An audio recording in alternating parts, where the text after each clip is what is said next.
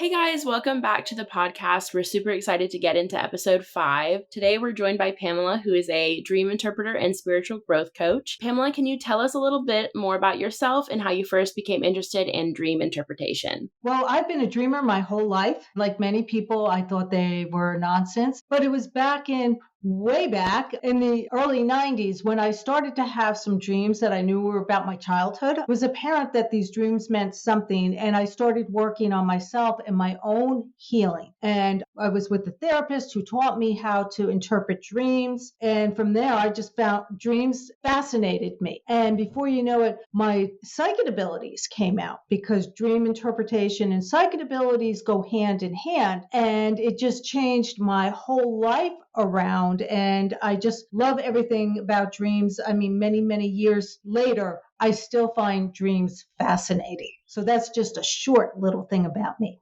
I love it. Short and sweet and amazing because dreams are such a universal experience. Like we all have them. I don't know anyone who doesn't dream, or maybe they lie and say they forget them, but I love that you're like diving deep into that. So I'm so excited to get more of your insights. So as you very well know, for this season of Bright Lights Beyond, our theme is synchronicity. So before we dive into all things dreams, I wanted to get the chance to ask you, what does synchronicity mean to you personally?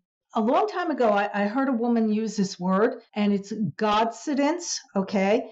Instead of coincidence, whatever your concept of God is, angel, God is higher self, whatever. But that's what I believe it is. I believe we have these experiences that come out of the blue that have really been kind of set up to help us along our spiritual growth. You know, sometimes like I get an image of like these Greek gods playing chess, and it's like, let's move it over here and see what the human does. And that's what happens. Like you think of somebody, you're walking down the street and boom, there they are. So I really feel coincidences or Godcidences, they mean something and they help guide us to make decisions. And sometimes there can also be warnings too, if that makes sense, not to do this. Definitely. And I love that too. I know that maybe it's just because I'm Generation Z, but like on TikTok, there's a creator that is always saying how there's no such thing as a coincidence. And I do believe that. Whether it's like the smallest thing or the biggest thing, like I think that everything does happen for a reason. And maybe you're right. I think that image of, the gods playing chess or something is true because sometimes it's like there really is no such thing as a coincidence and things do happen, for reasons. Right. And it could be something as simple as like I felt like I needed to wear red today. And maybe somebody needed to see me in red. It could be anything. How does synchronicity like relate to like dream interpretation? Well, they're similar because dream interpretation and our dreams guide us along in our lives. They give us information on our health, relationships, jobs, should you move, how you feel about something. So that's how they're similar. The other thing is precognitive dreams, or people call them premonitions. And synchronicity kind of does the same. And I had this dream about this man who was very attractive. Okay. He was in my high school gym. We were all adults, right? And there was a feeling about him, because feelings are important in dreams. He didn't feel safe, where it felt like he wanted to control me and I couldn't be me, right? Well, a few weeks later, I met the man and he looked the exact same way he did in the dream, which doesn't always happen, all right? And it was funny because I got that same feeling. Okay, so that's what I mean about synchronicities can warn you in a sense. And because of that dream, because he was like all over me, he definitely wanted a relationship. I was like, something held me back, and I said no. And it turned out, long story short, he had been married like 3 times and he was only like 29. Okay, so obviously he was not a healthy man for me to get involved with. But it was like, let's go back to the Greek gods on the chessboard saying, hey, we're going to give her this dream and let's see, is she dumb enough to have a relationship with them and go through pains for many years, or will she not and go on with her personal and spiritual growth? So that's one way to look at how dreams are close to synchronicity. Absolutely. And I like what you said, like when you were asking yourself, like, is she dumb enough to do this? It's almost like it was a test, not a test, but like maybe a test of your intuition. And I know this season we've talked a lot about like positive synchronicities, and like seeing your loved one in a sign they said they would come back as, but we haven't touched so much on like the maybe darker synchronicities of like, this is a warning, or, this person is bad for you, stay away. And kind of along the same lines, I mean, I know you just gave us one from your own, your personal dream. But when you're working with clients, can you share with us a story of maybe a synchronicity that pops into your mind that you encountered with one of your clients' dreams?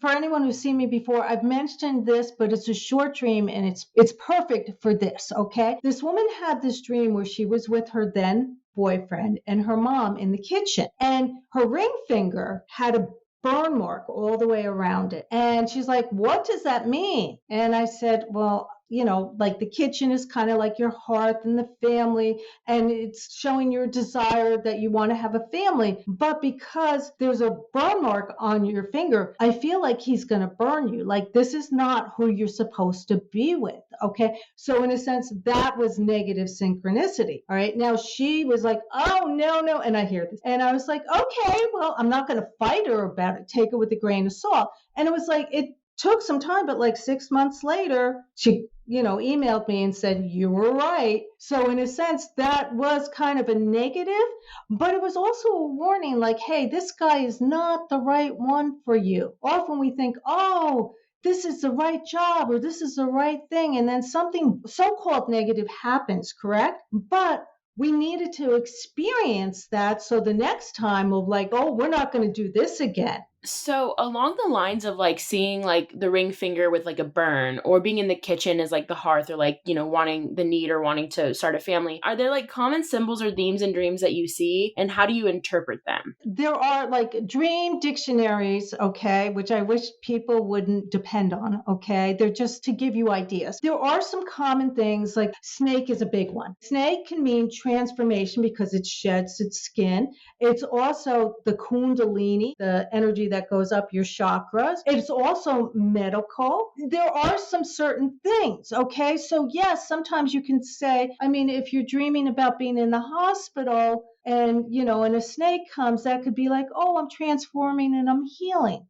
Okay, but other times it doesn't mean that. You have to look at what's your own personal life experiences and what does it mean to you. I think the way to interpret it is, what does a snake mean to you? How did you feel in the dream? What happened in your past or probably your present that mean? Does that make sense to you? It does make sense, especially because, like I said, this season we've talked obviously about synchronicities, and we've talked about how a synchronicity, 10 people could see the same thing, and only to one person it could be a synchronicity because of their life, because of their family, their situation, whatever. And I think it goes the same way with dreams. Like me and Lexie, we could see the same exact thing in a dream, and to her it might be nothing. And to me, it's like the most profound realization in the world. You never know. And I feel like it's so individualistic. And obviously, that's why like dream interpretation exists. If it was that straightforward, a Google search away, like we could all be dream interpreters, but it's not. And to make things even more complicated, one dream doesn't have just one meaning. It can have many meanings. And sometimes, especially with the precognitive dreams, you might think, oh, it means this,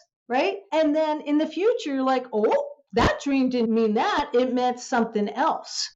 And again, it all relates back to synchronicities. Like if you see a synchronicity or a sign in the present, you might think it's one thing. And in the future down the line, you're like, wait, it was really this. Same goes for dreams, which I love. I love how it's all interconnected. So I hear you keep mentioning precognitive dream. Like, how many types of dreams are there? Can you explain that a little bit? There are many different types of dream, and this is off the top of my head. I love dream categories. Okay.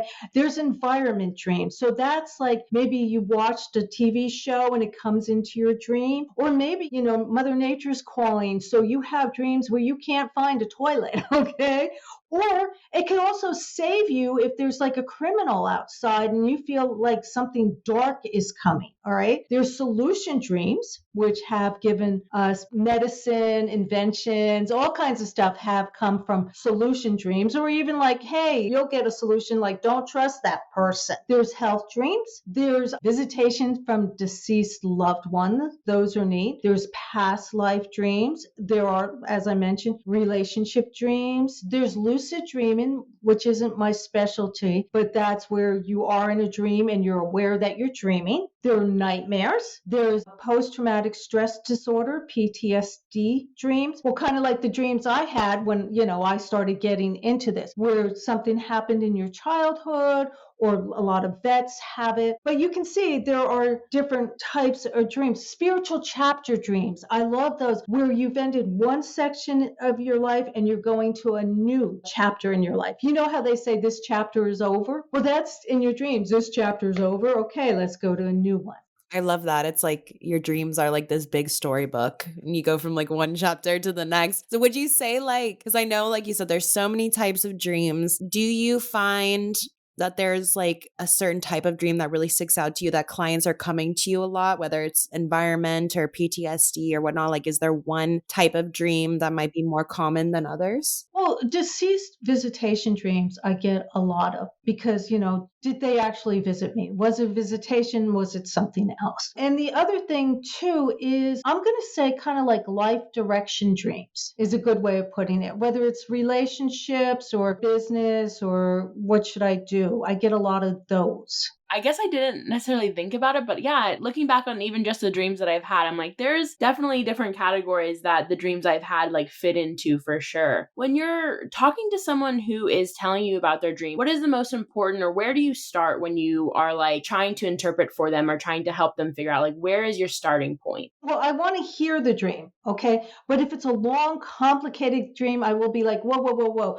And honestly, your feelings are so important in a dream because let's go to the snake, all right? So let's say you're dreaming a snake's crawling up your body, okay? Now, if you're feeling scared, that's a scary dream. If you're feeling constricted, you might feel constricted in your growth. But if you're feeling, oh, this is really cool, well, maybe you're like looking for, wow, I'm looking forward to this new chapter and transformation. Or maybe you own snakes. Like you have, you might raise them or have a pet snake or have a pet store with snakes. So it's a comforting feeling. That's why feelings are important. And quite honestly, a lot of the dream interpretation is like symbolic. How does this fit? But I get a lot of intuition when I'm interpreting people's dreams too. That perfectly leads us into my next question. What role does intuition play in dream interpretation and recognizing those synchronicities within our dreams? I mean, if someone is saying maybe they're considering seeing a dream interpreter, and how do they kind of intuit, okay, this dream, I really need to go to someone to get an explanation, or maybe it's not as important? That's a great question. The dreams of a deceased loved one, they're really powerful. Okay, the emotions that are coming in, a lot of times you're grieving, and and sometimes you can have it 10 years later and it brings up grief. So people will come to see me about that. The other thing is, like some dreams, like obviously looking for a ladies' room is not a big dream, but you've had some dreams where you wake up and it's wow, and you don't forget them. Okay, because a lot of dreams you wake up, what was that? But the really important ones, and again, let's go back to the chessboard. They put it there and they're like, she's going to remember or he's going to remember that dream. And you can't figure out what it is. Those are the type of dreams that people come to me. I'm thinking of like this one man. It was like amazing, his dream. Honestly, it felt like a past life dream, but I like to give several interpretations. And that's another way where you use your intuition, kind of like ding, ding, ding, we have a winner, like that feels right. Although sometimes denial will get in the way and it's like, no, it can't be that. Like that woman, okay? It can't be that. Okay, let's say someone sees you for a dream interpretation and maybe you're telling them things they don't want to hear. How do you navigate that? I mean, I know you said you don't want to push it and you give multiple interpretations, but have you ever had someone that's just really hard-headed and really doesn't want to take in what you're giving them? That's where I've learned to say, take it with a grain of salt, put it in the back of your mind. Okay, does this other one feel okay? Okay. Because it's their prerogative. I guess I accept their denial is a good way of putting it. Quick story about that. This was actually in a reading, and I wrote about it recently because I had forgotten about it. I had this client, okay, and I was trying to give them messages. And he kept on saying, no, no, no, that can't be, that can't be, that can't be. And he was on his cell phone walking to his car, right? I was like, I didn't know what to do because, it was a little frustrating. And he's like, oh my God, these crows are dive bombing me. And all of a sudden, these crows are dive bombing him. And I started cracking up because crows are my totems. Crows talk about synchronicity. And I told him that. And I said, your spirit guides, your angels really want you to get this. Okay. So talk about synchronicity, and for them to be crows. But I think when I look back on that dream, I think my totems were also saying this guy is going to be difficult because he was a difficult client. I love that story. I was going to ask, when you mention your totems and I guess like your own spiritual guides, like what is your best guess on like why we dream the dreams that we dream? Like, is there a reason why our subconscious like will give it to us, or is it really just kind of like up in the air? Like, do you have any, I guess, like guess or answer for that? I do believe that, sometimes we just need to like the feelings that we've denied, we need to look at them. So it's kind of like therapeutic is a good way. Dreams are free therapy. Other times it's like lessons that we need to learn. And it can be our connection with the spirit world too. It doesn't necessarily have to be deceased loved ones. Okay. I believe that all in all, dreams are teaching us about ourselves. So your dreams, teach you about Lexie. Andie dreams teach her about her. My dreams teach, about Pamela. So they are great teachers, except they don't teach in our daytime language. Okay. Right. I mean, like, if you think about like a speech interpreter, like they're going from one language to the next. So you are going from essentially English. I don't know if you speak any other languages, but, our daytime language to our nighttime language and like the conduit between, which I think is so fascinating. I ask people, because I only speak English, what language do you dream in? Okay, because I think that's fascinating. And usually it's their native tongue, but not always. It depends on the situation. That's very true. I know. I asked my dad, who is from Mexico and his first language is Spanish. I asked him, like, what do you think in? What do you dream in? And he said it's always Spanish, which is very interesting. But I'd be curious to know, like, if someone is bilingual or speaks multiple languages, like maybe a distressing dream is in their second language for some reason, or maybe their spirit guide sees them in the language of their lost loved one. I don't know. That would be really interesting to explore. And kind of on the same lines, Pamela, I wanted to ask you, how do you help clients navigate through dreams that are particularly distressing? You talked about the nightmares. I feel like we've all had a nightmare at some point, but I feel like some dreams can really, really stick with us, bring up maybe past traumas like you're talking about. So how do you walk people through that? Well, if it's a PTSD dream, I will let them know that. And I'll be like, you need to go to therapy. Okay, because you can't cure this by yourself. I'm here for you, but you need to do that. Usually what I help them to see is how does this relate to your life and how can you heal it? So it's scary, it's negative, but what's the gift in it? So if you're having a dream, I don't know, like someone's chasing you and you're always running away from this certain person, what are you running away from? Is it something within yourself? I know you're scared, but what are you scared about? Let's go through the fear. How can you use this to make it into a positive? A wise woman once told me, out of horror can come beauty. And when you look at the things that were horrible, what did you learn? Because it's all a lesson. Earth is a great big schoolroom. So yeah, it's negative, but even PTSD dreams will help heal you and make you become a new person and change you. And therefore, then you can go and help someone else. So there's always something positive out of the negative.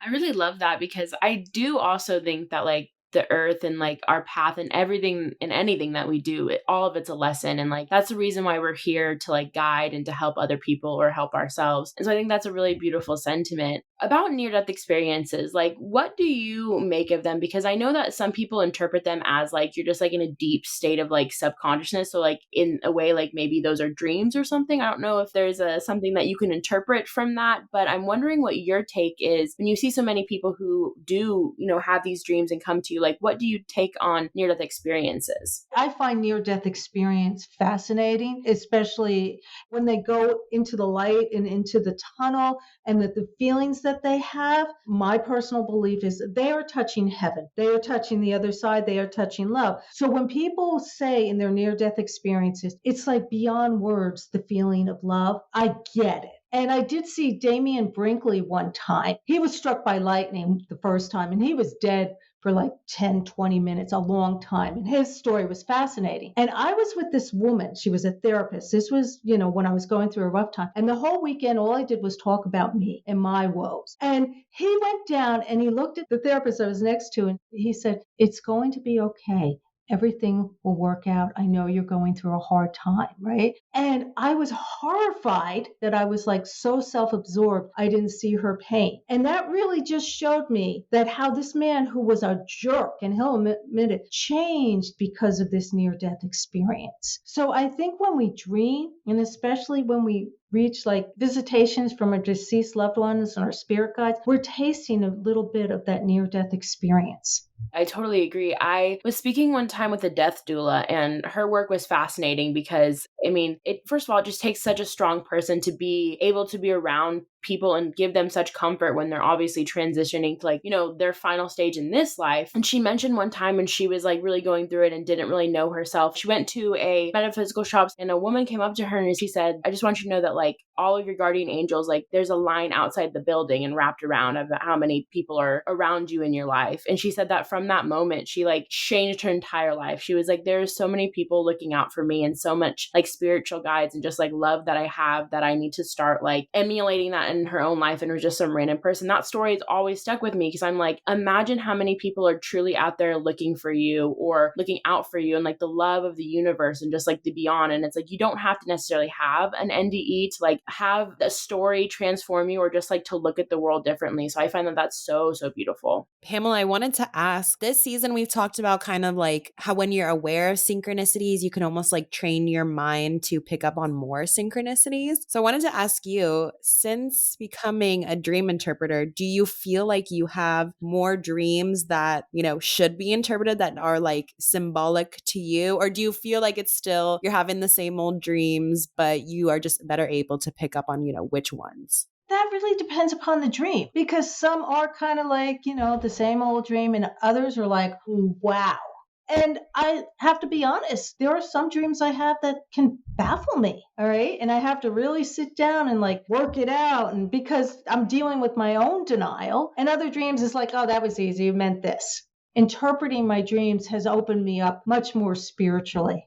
Just when you were talking, it kind of made me think about like what I guess our listeners are going to take away. And I feel like a lot of it comes down to like, you have to set the intention behind like what you're looking for. And I feel like that's the truth of like, I guess the universe. It's like, what does it mean to you? Because it can mean 1,000 different things. And I know we talked about this, but just really kind of sunk in just now, like kind of how like what's happening to you, you have to interpret it and then go on from there. It's like what you make it. Right, because we all have our own lessons to learn. So, advice, you're going to get all kinds, do this, do that, do this. And honestly, just sit back, close your eyes and say, if I do that, how does it feel? Oh, no, that's not right. If I do this, how does it feel? Oh, what should I do? And maybe the answer will come to you. I love that. It's like, you're finally reached the checkmate of the Greek gods. You're like, I finally got to that sweet spot where I'm like, I'm in it. I'm making my own meaning and I know what to do. Kind of going along the same lines, like what is one thing that you want our listeners to take from this? There's a plethora of amazing tips. Like, I want to go think about past dreams I've had, but what's the one tip you want to give our listeners? Well, that your dreams have meaning. Your nighttime dreams have meaning. Obviously, your daytime dreams have meaning, but your nighttime dreams have meaning. They're not just nonsense. They have meanings, and it's worth the effort to figure out what they mean because they're going to help guide you in your life. They're going to help answer, who am I? What should I do? Dreams are definitely worth exploring. Look at the story of the dream, your feelings, and how it relates to your life.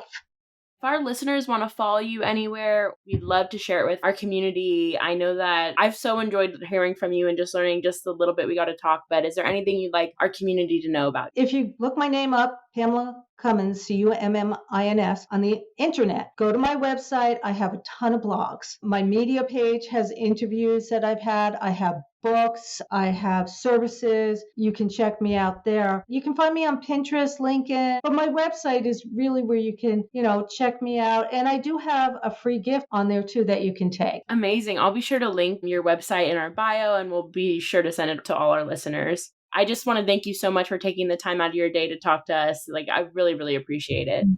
Oh, well, you know what? I appreciate it too, because, part of my dharma on earth is to teach people about dream interpretation and spirituality. And you're hitting, a generation that I don't usually talk to. I want people, maybe somebody out there will be like, oh, I got to make a career out of dream interpretation. And so it will go on and on and on. I love that. And like I said, I'm literally going to sit down after this, think about my dreams, think about what do they mean to me in my present day, and just start being more aware of it as I move forward. Every night I'm going to be like, ooh, what can I wake up to?